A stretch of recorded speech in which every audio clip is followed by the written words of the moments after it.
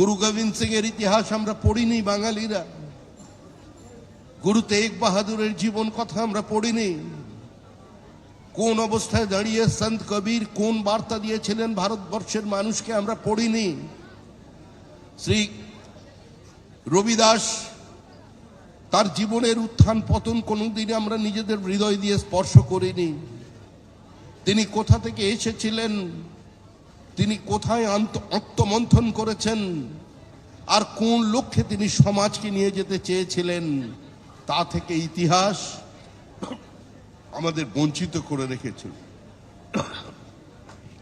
আজ নতুন ভারতবর্ষ, আজ ফিরে দেখার দিন, আজ নিজেকে চেনার দিন, নিজের পূর্বপুরুষকে চেনার দিন। তাই সকলকেই সচেতন হতে হবে। আমরা কার সঙ্গে নিজেকে একাত্ম করব?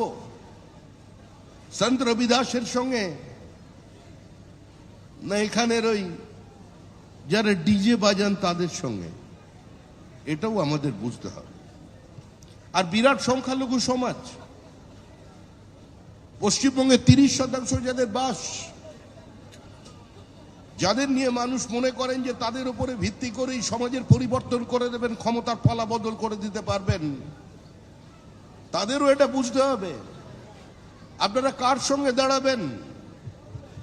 এপিজে আব্দুল কালামের সঙ্গে, কাজী নজরুল ইসলামের সঙ্গে, আশফাকুল্লাহ খানের সঙ্গে, না আফজল গুরুর সঙ্গে? আজকে তাদেরও চিন্তা করার সময় এসেছে।